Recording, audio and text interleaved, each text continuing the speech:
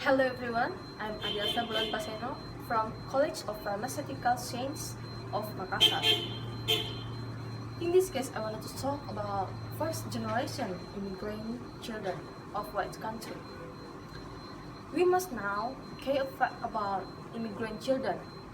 The first, from 1994 to 2017, the population of immigrant children in the United States grew by 51% to 17.9 million, or 1/4 of all U.S. children.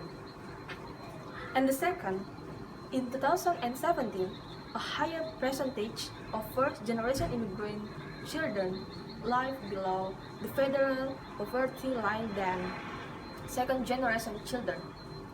And we can see the fact or the data. This is the data of immigrant children. And in this case, I want to talk children depend on their families, who are at the center of their everyday life. Although children families are necessarily restricted to those who live in their households. The household is the site of daily activities and typically is the unit that provides most of their research. Consequently, disparity in children's outcomes are rooted in their different family circumstances.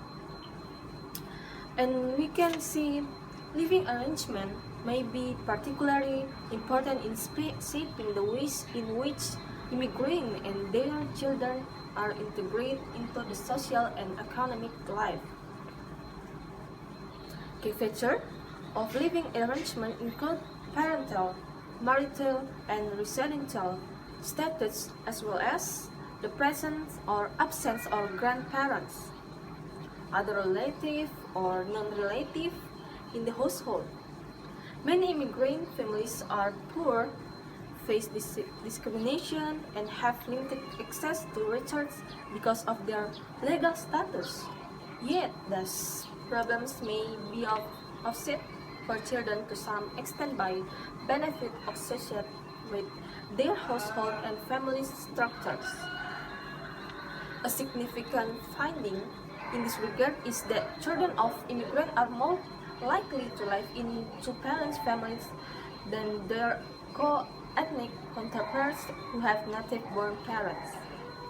Not only do two-parent families fare better economically than single-parent families, but also children living with both biological parents are less likely to experience a range of cognitive, emotional, and social problems that have long-term consequences for their well-being.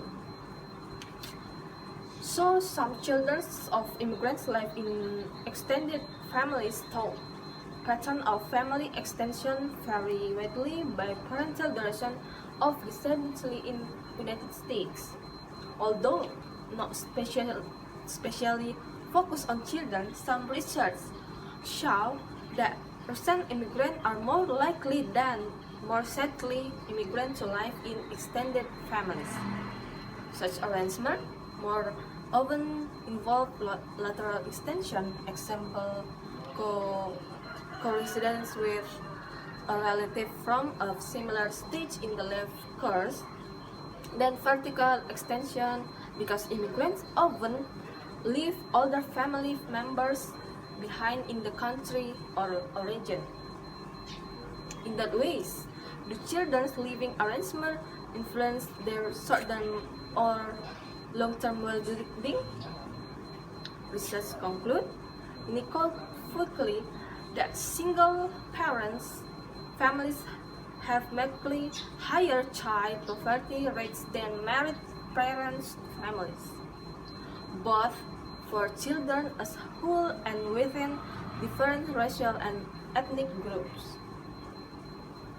The role of extended family living arrangement in child poverty is less clear, both because research have paid it least attention and because of analytical complexity related to different types of extension, assumption about income pooling and potential variation by race and ethnicity or by whether parents are native or French born. And the last, we can combine 5 years of data. And despite difference across the broad globe, one pattern consistently emerged. And the conclusion is